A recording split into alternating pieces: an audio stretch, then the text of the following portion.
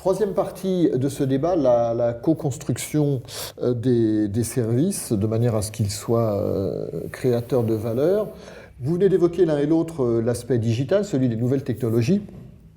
Est-ce que le territoire, ce n'est pas l'écrin idéal pour la dimension humaine également des services ?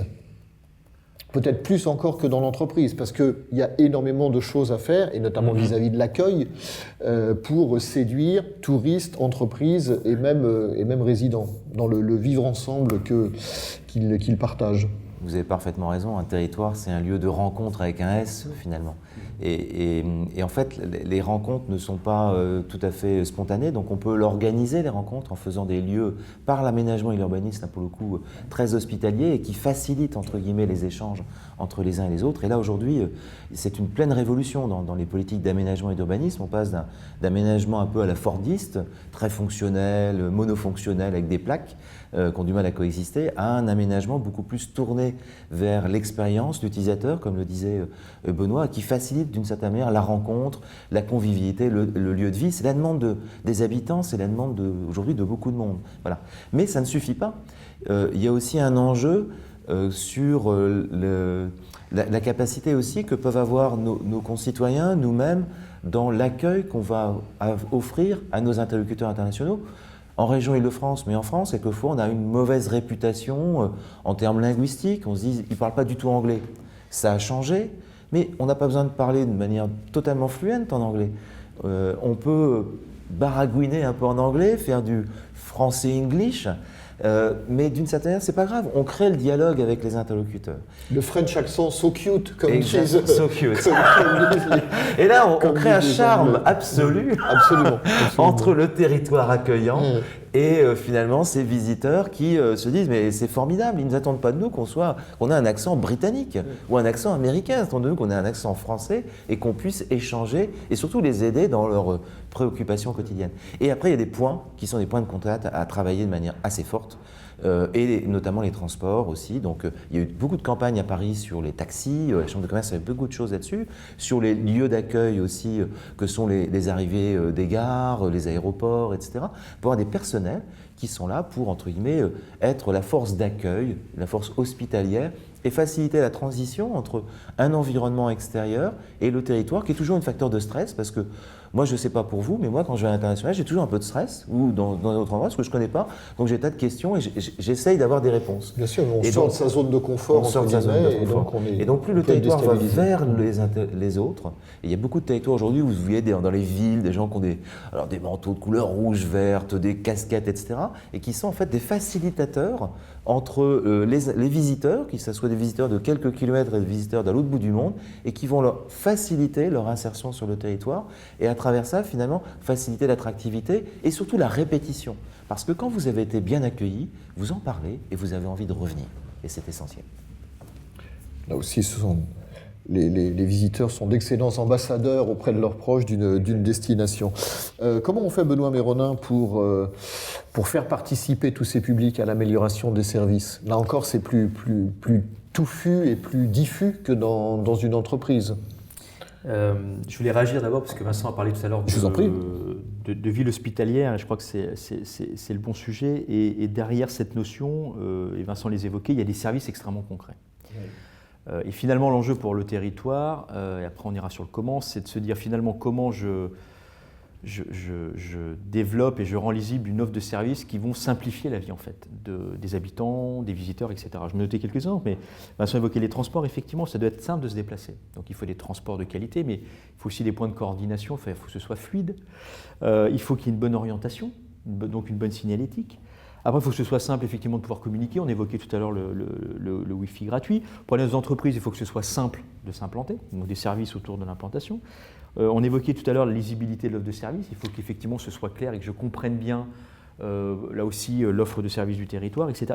Tu parlais aussi finalement du dur et du soft. Il faut aussi un urbanisme qu'on peut qualifier de sensible, c'est-à-dire effectivement au-delà des mètres carrés, des mètres cubes, de se dire mais finalement est-ce que les lieux, est-ce que tout cet espace public que l'on va créer, est-ce qu'il est convivial, est-ce qu'il est agréable à lire, est-ce qu'il est agréable à vivre, et est-ce que pour les visiteurs comme pour les habitants, c'est quelque chose qui va parler.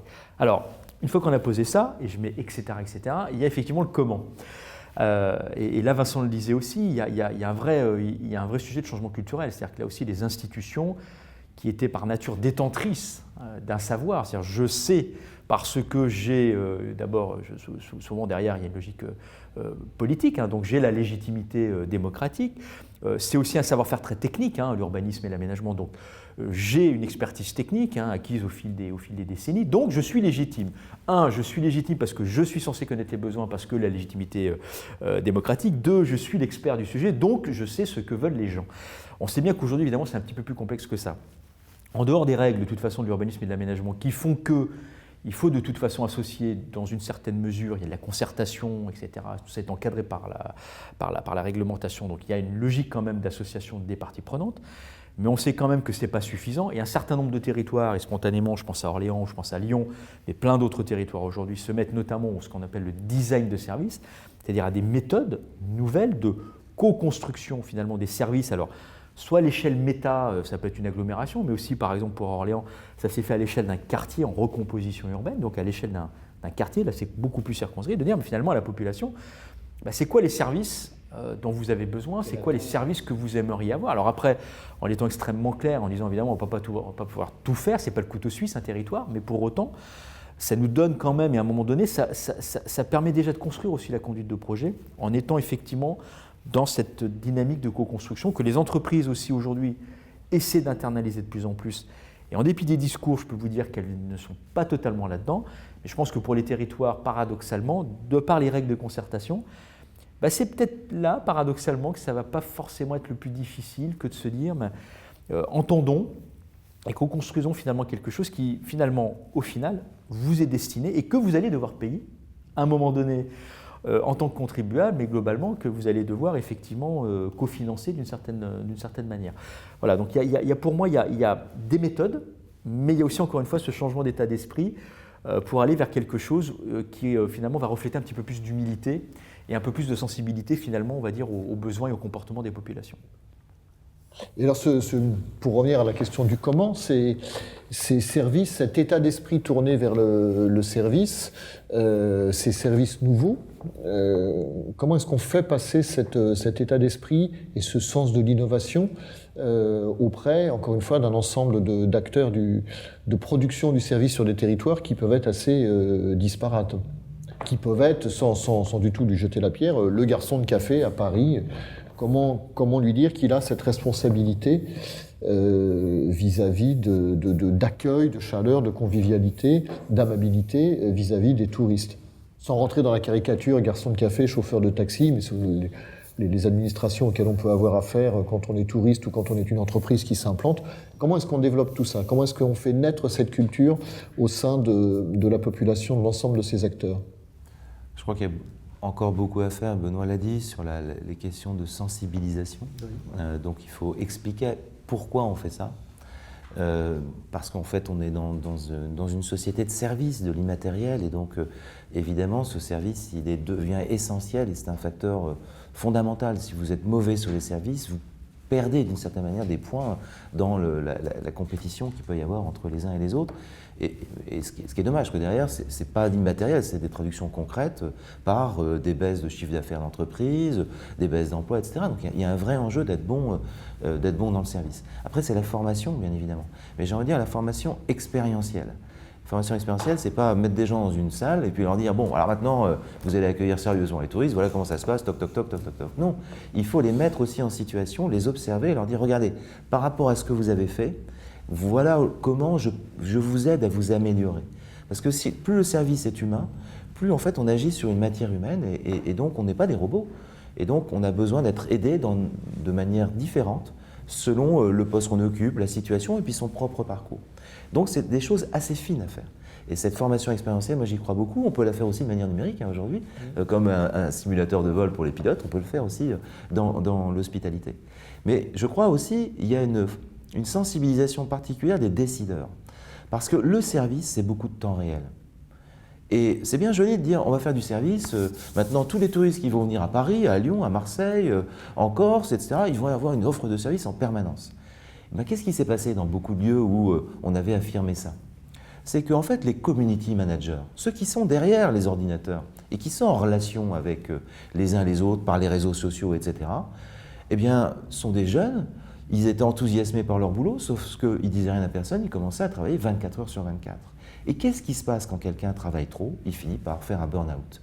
Et donc, déjà, un, c'est pas illégal, mais deux, il fait un burn-out. Et donc, on a des collectivités qui se sont rendues compte qu'en fait, parce qu'elles ne suivaient pas un petit peu tout ça, parce qu'elles n'avaient pas mis suffisamment de moyens humains sur le service, que finalement, celles et ceux qui étaient en première ligne avec des clients, eux, ils ont la pression du client. Et donc, du coup, la pression digitale, on ne la voit pas. Quand on est, entre guillemets, des horaires d'ouverture, on voit les gens devant la porte. Sauf que sur les réseaux sociaux, c'est plus difficile.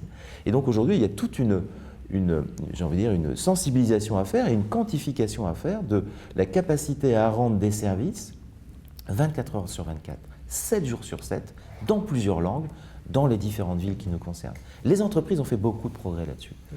On a encore beaucoup à faire dans les collectivités et dans les organisations qui travaillent, les alliances, si je puis dire, publiques-privées, qui travaillent à l'attractivité des territoires. Et ce n'est pas un sujet simple, parce que c'est un sujet sur lequel on manque de beaucoup de métriques et sur lequel on a besoin, et Benoît sera parfaitement d'accord, d'échanger les expériences, de bénéficier aussi de l'expérience de celles et ceux qui sont les plus en avance pour améliorer la qualité de service globale de celles et ceux qui travaillent à l'attractivité des territoires en France.